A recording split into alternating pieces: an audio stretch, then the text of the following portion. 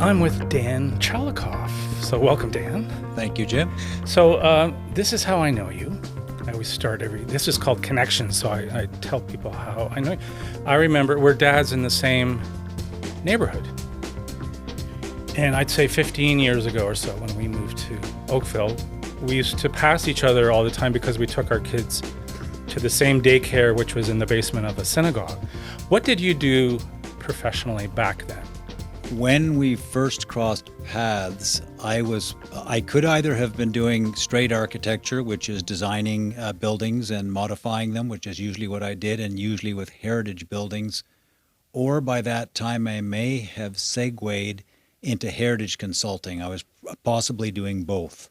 I probably Googled you somewhere through that time. I Google everybody I meet. I don't feel offended. I think everyone does that. So you got involved in, you were doing assessments and didn't you go to court for people? I was an expert witness. So people I still am. People hire you to go to court to argue one side of a case or another, because in where we live is Oakville, and there's a lot of heritage homes, correct? Yes. So was that interesting to you, going to court and all of that kind of thing? To be honest with you, the less interesting part was being in court, because if you've ever been there, there is a quite learned person across from you who wants to tear your guts out intellectually and tear your argument to shreds. Right. So you're there presenting a case. The person who's opposing you, which is the opposite lawyer, doesn't know architecture, and the jurist who's hearing this, although they've probably got a background, something related to architecture or planning, they're neither a planner nor an architect. So you're explaining things to people who are making decisions, and they're political appointees. What I really enjoyed was the research into the heritage and going through the buildings, understanding the period, the craftsmanship, the construction. Then I remember somewhere along the line running into you on the street, or maybe seeing you socially somewhere, and I became aware that you had gone back to university. I didn't see you a lot, but suddenly you'd been in university for a couple of years, which takes, I have to say, a lot of chutzpah. And that's why you're the perfect person for what I want to do here. I want to meet people that are making big decisions, making big changes, mid-career, midlife, whatever you want to call it. And you're one of the prototype kind of guys in the sense, or people in the sense that you had the chutzpah to actually do it. So you've got a young family, a spouse, etc. So, but what brought you to that point that you wanted to just kind of, I guess, drop everything or risk a lot and go back to school? Were you bored? Were you bored? Or? No, I wasn't bored in the least. In fact, I could probably have done heritage research and writing quite happily for the rest of my days. But what the unseen intervention was that I grew up in a family with addiction and mental health issues as a kid. Okay. And I had to come to terms with those. And part of coming to terms with those was, for probably 10 years, I would attend open Narcotics Anonymous, Alcoholics Anonymous, and then the program for the families of those people, which is Al-Anon or Narcanon, and I would attend those.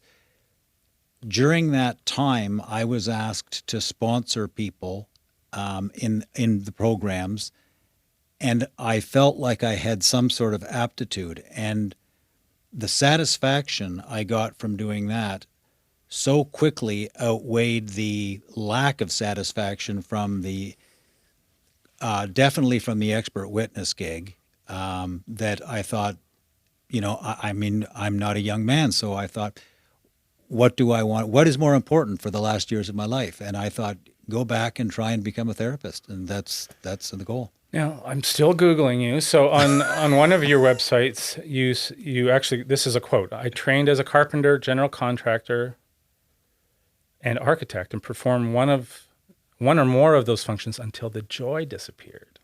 So what did you mean by that?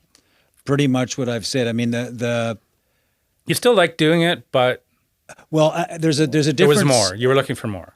Yeah, and I think I could see that, not then, but in retrospect, when I look back, I always was going up a level. I was I was a builder. I was literally on the tools, which I actually loved. But I had to learn to design. Then once I'd learned to design and run big projects, and I was doing big projects in the city for the foremost heritage firm in the country. But again, there's stuff that happens that I just thought, I don't want to spend the rest of my life. And so the heritage consulting happened almost by accident. I had left that job and started getting calls. We have a property. We need someone to assess it. And I was qualified. So I said, okay, I'll take a look at it.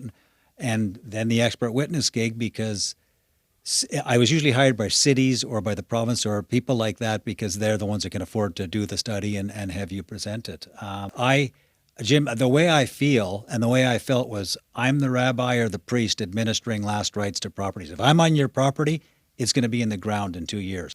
On an intellectual and on an aesthetic level, it's highly discouraging. And at the same time this was happening, I was dealing with people at meetings with addiction and thinking, I'm actually making a difference in someone's life here. And I thought, well, so there's a Jewish concept. I don't know what you know about Judaism, but tikkun olam, which means to heal a torn world or the fabric of the world. And that applies to heritage, but it also applies to therapeutic pursuits. And so I just thought there's not much question in my mind about which one, if I didn't suck as a therapist, which one would have greater benefit. So we're doing this sort of hopefully towards the tail end of the pandemics, but I saw you were posting on LinkedIn, right? And you were posting little papers or little essays that you've written. And at a certain point, I'm going, what's going on with Dan? Because, I read very carefully. Is he talking about himself here? So the obvious question was, when people get into therapy or, addiction or research did you have addiction issues yourself that you're comfortable talking about? I'm completely comfortable talking about them. I guess I did. It only occurred to me as I was running these meetings I run, which I suspect you're going to ask me about. But I used nicotine as a teenager. For 10 years, I used it. So I did have an addictive behavior that I didn't classify as that until I learned what an addictive behavior is. But fortunately, I have never had a problem with psychoactive drugs, which is alcohol, LSD, pot, etc. So somewhere along the line, you start, how would you describe it, auditing Al-Anon meetings? You list a few in another thing that I found. Narcotics Anonymous, Alcoholics Anonymous, Al-Anon, and Smart Recovery, which we'll talk about. But so you start just out of your own interest before you even go back to school. You're kind of auditing these things? Oh, very much, because what I'm trying to do is figure out the nature of the family into which I was born and how much that nature affected my behavior and my responses to the world. So there were family issues in your background that just came to light later in life kind of thing? No. You knew all along? We knew all along. When we were growing up in the 70s, my siblings and I, we knew we could name it, and I don't want to because there's still anonymity issues, but we could name what was going on, but we didn't know what to do with it. And there actually weren't that many avenues to pursue anyway at that time. So you're calling yourself a smart recovery facilitator. Correct. Explain what SMART stands for me. SMART stands for Self-Management and Recovery Training. It's an acronym for that. Right. But the way to understand it quickly is it is a science-based equivalent to the 12 steps. The 12 steps are a faith-based solution to addictive behaviors. Right. SMART is a science-based solution to addictive behavior. A solution means to leaving addictive behaviors behind for both families and those using. I mean, there are 3,000 meetings right now across the world of smart recovery. I'm a volunteer. I've been doing this for 4 years. And it's basically, I send out an invitation right now. It's by Zoom to a group of people, and it's always being added to. You can just send me an email, which is available online, and you can join the meeting. And I have 25 people usually on the Monday night meeting who have addictive behaviors of various kinds, and they're trying to deal with that. I will use smart tools. So it's if it's therapy, it's a sort of group therapy, but it's more an interaction between ideas, other members, and the facilitator. What's a typical meeting like? What would if I went to one, what would it be like? Okay, it's there. I try and keep them to 75 minutes long. I'm failing on Monday nights and succeeding on Thursday nights. SMART recommends that a meeting is 12 to 14 attendees. Mine are 25 and growing. Not all meetings, but the Monday night meeting.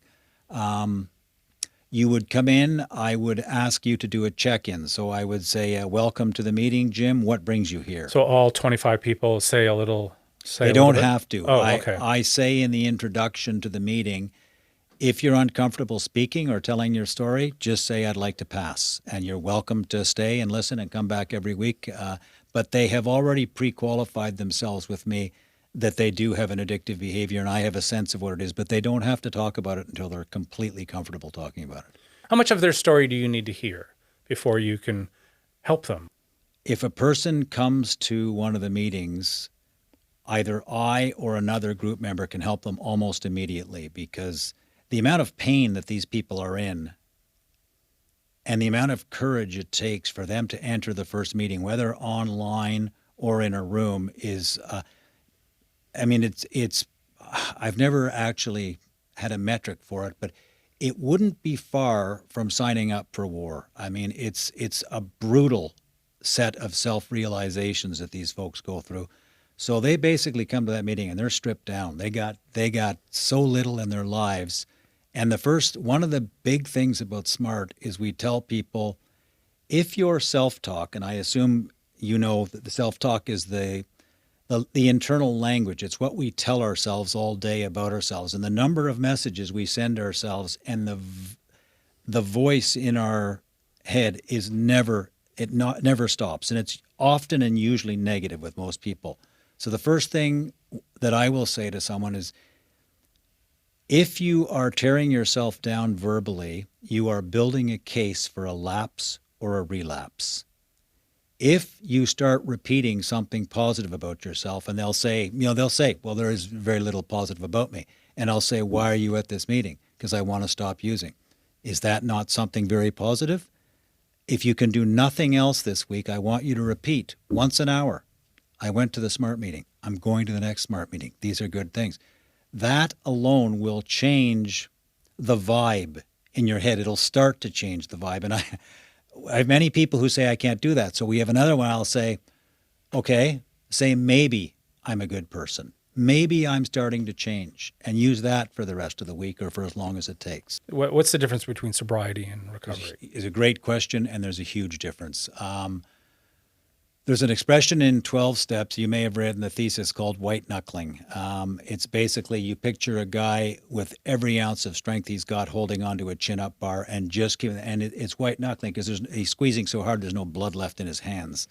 And that's the condition of sustained sobriety without recovery.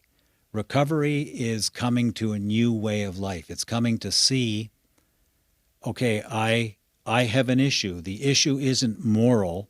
The issue is probably developmental, i.e. the way that person was raised, social, chemical, and behavioral. And you have to learn to deal. And that is not necessarily an exhaustive list. It's what I'm thinking of offhand.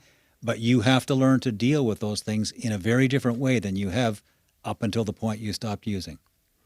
Do people graduate? Do people, or how long? That's a good question. Well, how long do they stay in the program? Or I'm sure people come and go, but if you really want to get the most out of it, how long do you have to stay?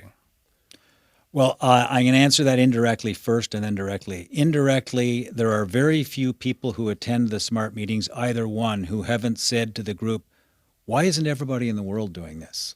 Okay, because what we discuss and what we learn, I mean, it's so hard because I come from the. So I'm not sure if you're aware, but we have a loneliness crisis, at least in the West, if not in the entire world. And I'm not pointing fingers at any particular issue, but for whatever reason, like you and I, neighbors do not connect like we would have connected 40 years ago and less. And I know this firsthand because of my great age now, because I remember how neighborhoods were as a kid, and they're different now. You can graduate. I haven't had any graduates yet. The people who have been with me, I have one person who's been with me 4 years. She has no desire to leave yet. They tend to love the group, and one of the things we say in the introduction is, at this meeting, you will meet people in all stages of recovery. And in my meetings, it's true. That's not a boast. I'm just very fortunate that I've got some people with some sustained recovery, which is a new way of living, who can help people coming in saying, 4 years ago, I was exactly where you're at, crying, still drinking. So the senior people help the newer members. And the newer members help the senior people because they show them how far they've come, because they don't believe me. If I tell them you're a walking success story, they don't necessarily believe me. But if they see the evidence, it's pretty apparent. But you have a website or yeah, whatever? I have www.understandings.ca. Understandings.ca. Yeah. Okay. And I write a blog every week about either a philosophical issue, but usually a philosophical, psychological issue that has to do with recovery or addiction. I am interested for selfish reasons, but you've implied this question. The link between where I am now and where I started professionally is structure. What interests me is how do you build or create a life that works? And that's as much a philosophical question as it is a psychological question, but it's also an architectonic question because it involves structure. So if you had not changed course, you wouldn't have been a happy person. You would have had some regrets, sounds like. You weren't necessarily a happy person. I think life comes with regrets Sure. There's always the things you didn't do but there's a concept, if you go back to the blog, amor fati, it's Latin for love your fate. This was Nietzsche, I think, coined it. And I try very hard to do that, to say, if I hadn't done yesterday what I'd done, I wouldn't be where I am today. And I like very much where I am today. So I try very hard not to regret any of what could be perceived as missteps. I don't see them that way. I see them as, making me who I am, making you who you are. Thanks, Dan. Well, it's a privilege. I'm flattered that you asked me, actually. So thank you for taking the time to record this and edit it, etc. I appreciate it. Thank you.